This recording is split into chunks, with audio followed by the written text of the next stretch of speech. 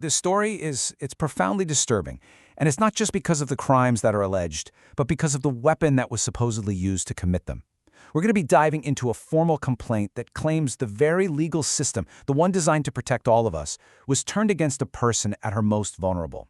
It's a case where justice itself was allegedly twisted into a tool for a pretty brutal crime. And so much of this story seems to hinge on this one alleged text message. This was reportedly sent by a man named Dustin Jolly just moments after a court order was served. And prosecutors say this message reveals the real plan all along, to take a legal document meant for protection and turn it into a green light to commit a crime. So that really brings us to the central question we're going to explore today. How on earth could a court order, a temporary protection order, no less, be so twisted that it basically becomes a key to someone's home, paving the way for a burglary? We're going to walk through the complaint to see exactly how this is all alleged to have gone down. But first, to really get the gravity of these allegations, you have to understand who the target was, a mother named Pepper Fox. See, for the last few years, her entire life has been defined by one thing: a fight for justice after an absolutely unimaginable tragedy. Okay, so this is the backdrop, and it is absolutely critical to what comes next. Pepper Fox is the mother of Jason Fox. He was a gay teenager who was brutally murdered back in 2020. Ever since, she has poured her entire life into a public campaign called #JusticeForJasonFox because she believes her son was the victim of a hate crime. Now, that legal battle has been just grueling. One suspect was sentenced, but another one, controversially, got immunity. This isn't just backstory, okay? It defines her complete vulnerability when these new alleged crimes started happening. And that fight for her son, well, it came at a huge cost. According to the documents, she spent her entire life savings. We're talking $51,000 from her handyman business just on travel, supplies, and legal fees for his case. So the really crucial point here is that when all of this started, she wasn't just emotionally shattered from grief, she was also completely broke. And the burglary we're talking about, it wasn't a beginning. The complaint describes what really feels like a prelude to the main event, a campaign of legal harassment that seemed specifically designed to destabilize Pepper's life even more, really setting the stage for what was about to happen. I mean, this timeline right here is just staggering. First, a temporary protection order gets filed against her, allegedly based on totally false information.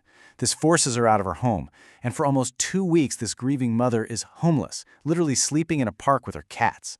Now, eventually that order was overturned, she was vindicated, but the damage was already done. She had been displaced, and it proved that she was vulnerable to this exact kind of legal attack.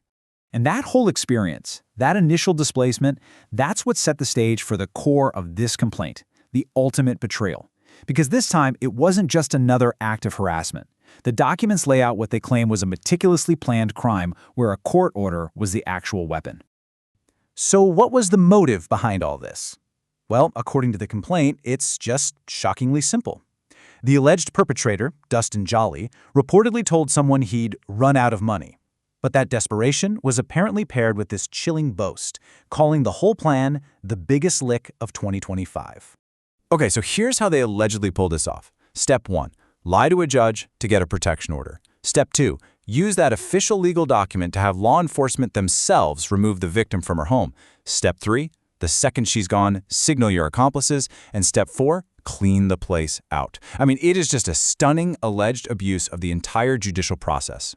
And yeah, this wasn't a one-person job. The complaint lays out an entire alleged conspiracy, with Dustin Jolly as the orchestrator, but it also names several other people, including his neighbors, Rachel Perry and Will Flower, who allegedly helped with the break-in, and even a wider network of people who are accused of providing logistical support.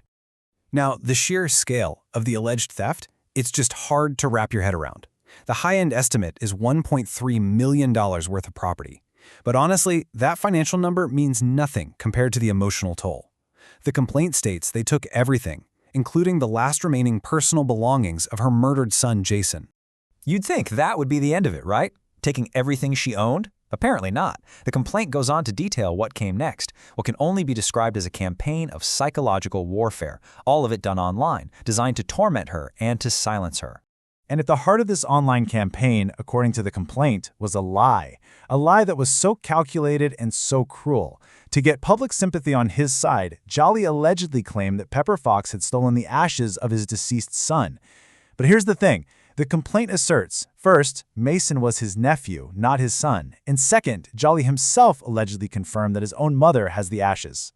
And the alleged harassment just kept going, using all the tools of modern digital warfare. We're talking creating fake social media profiles using Pepper's photo, digitally stalking her friends, and even using AI to generate fake news articles to try and control the story.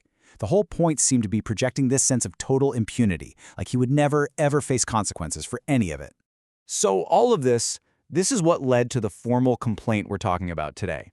It's a brand new legal fight, but this time, Pepper Fox is on the offensive, fighting for justice for what was taken from her. So what are the actual legal stakes here? What could happen? Well, the main charges laid out in the legal analysis are really severe. Both residential burglary and first-degree theft are Class B felonies in the state of Washington. Each one of those carries a maximum potential sentence of 10 years in prison. So yeah, we're talking about some very serious time.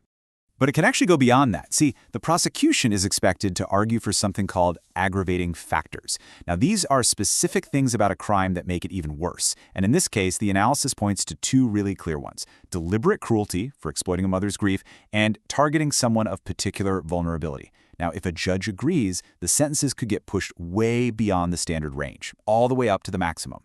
You know, there's one single sentence in the formal complaint that I think just captures the entire argument perfectly. It frames this case not just as a theft, but as a direct assault on the integrity of the justice system itself, and it demands an equally forceful response. And that leaves all of us with a really, really unsettling question. When the very shield that is meant to protect the vulnerable is twisted and reforged into a sword, where does justice even begin? That's the fundamental question this whole case forces us all to confront.